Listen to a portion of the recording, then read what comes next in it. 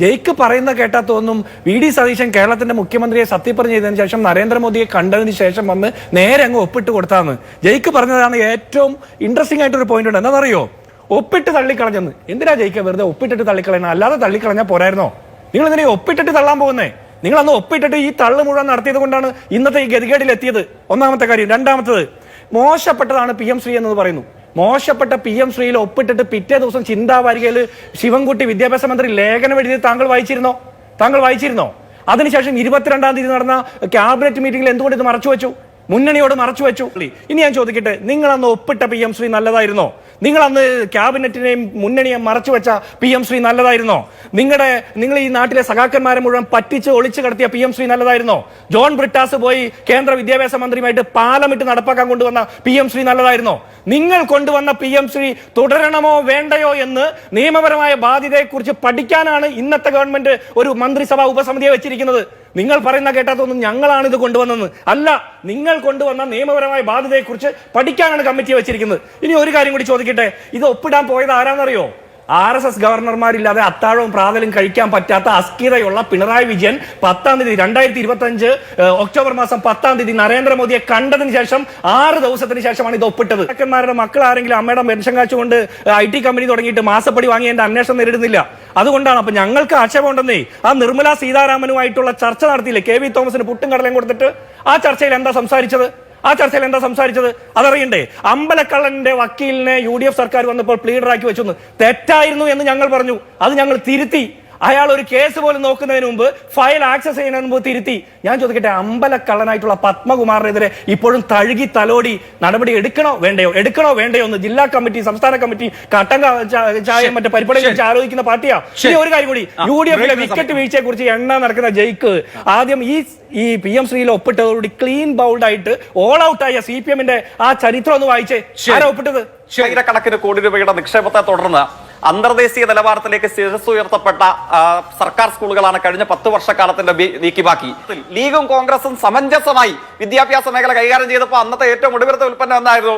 സമരമൊഴിഞ്ഞ രാത്രികളുടെ മറവിൽ ഒരു പൊതുവിദ്യാഭ്യാസ സ്ഥാപനം ബുൾഡോസർ ഉപയോഗിച്ച് ഇടിച്ചു നിരത്തി. കുട്ടികൾ പേടിച്ച് ജീവനം കൊണ്ട് ഓടി കേരളത്തിന്റെ പൊതുവിദ്യാഭ്യാസ മേഖലയിൽ നിന്ന്. അത് തിരുത്തി എഴുതി. എങ്ങനെ തിരുത്തി എഴുതി? ഒരാളുടെയും ആശീർവാദവും ആനുകൂല്യവും ഇല്ലാതെ കേരളം പടുത്തുയർത്തിയ കരുത്തിൽ നിന്നുകൊണ്ട് എന്ത് ചെയ്തു? സ്കൂളുകൾ അന്തർദേശീയ നിലവാരത്തിലേക്ക് മാറി. ഇൻഫ്രാസ്ട്രക്ചർ വികസിക്കപ്പെട്ടു. AI റോബോട്ടുകൾ മുതൽ ഡിജിറ്റൽ ക്ലാസ്. വലിയൊരു പ്രഭാഷണം ഞാൻ കേട്ടു. ഞങ്ങൾ പാഠപുസ്തകം കൊടുത്തു എന്നാണ്. ഇവിടെ ഈ ഞങ്ങളുടെ ഗവൺമെന്റ് അധികാരത്തിൽ വരുമ്പോ നിങ്ങൾ പാഠപുസ്തകം അച്ചടിക്കുന്ന തമിഴ്നാട്ടിലെ കമ്പനിക്ക് പണം കൊടുക്കാത്തതിന്റെ പേരിൽ പാഠപുസ്തകങ്ങൾ അച്ചടി പൂർത്തിയാക്കാതെ വന്നപ്പോ താങ്കൾ ഇവിടെ ഇരുന്ന് പരിഹസിച്ച ലീഗിന്റെ മന്ത്രി താല്പര്യമെടുത്ത് കൊടുത്ത പാഠപുസ്തകം കൊണ്ടാണ് ഇപ്പൊ കേരളത്തിലെ കുട്ടികൾ ഇരുന്ന് പഠിക്കുന്നത് എന്ന് അങ്ങ് മറന്നു പോകണ്ട. നിങ്ങൾ ഈ കോടികൾ കെട്ടിപ്പടുത്ത ഈ AI വിദ്യാഭ്യാസത്തെ കുറിച്ച് പറഞ്ഞല്ലോ. നിങ്ങൾ എന്തിനാ ഇപ്പൊ ഇങ്ങനെ ഇരിക്കുന്നതെന്ന് അറിയോ? ഇവിടുത്തെ പാവപ്പെട്ട പട്ടികജാതി വിദ്യാർത്ഥികൾ, ഈ സ്കോളർഷിപ്പ് കിട്ടിയിട്ട് മാത്രം പഠിക്കാൻ കഴിയുന്ന ഏറ്റവും പാവപ്പെട്ട മക്കൾ, അവരുടെ പണം കൊടുക്കാതെ കോടികൾ ചെലവാക്കി കേരളത്തിന്റെ റോഡിന്റെ ഇരുവശത്തും ആ മനുഷ്യന്റെ ചിരിക്കുന്ന മുഖം വെച്ചിട്ട് മറ്റാരുണ്ട് ഞാനല്ലാതെ എന്ന അഹങ്കാര വർത്തമാനം പറഞ്ഞപ്പോഴാണ് 3 കൊല്ലത്തോളം ഒപ്പിടാതെ തള്ളിയ നിങ്ങൾ, 2 കൊല്ലം ഒപ്പിട്ട് തള്ളിയ നിങ്ങൾ അവസാനിപ്പിച്ചിട്ട് പോയിക്കോ എന്ന് കേരളത്തിലെ ജനങ്ങൾ പറഞ്ഞത് എന്ന് മനസ്സിലാക്കിയിട്ട് വേണം താങ്കൾ ആവേശത്തോടെ ഇവിടെ കിടന്ന് ഇരിക്കുന്ന സീറ്റിൽ നിന്ന് ചാടി എഴുന്നേൽക്കാൻ.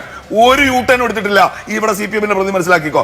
നിങ്ങളൊരു വണ്ടി തള്ളിക്കൊണ്ടുവന്നു, ആ വണ്ടി അവിടെ ഇട്ടു, നിങ്ങളത് ടെർമിനേറ്റ് ചെയ്തില്ല, ധരിപ്പിക്കുകയാണ്.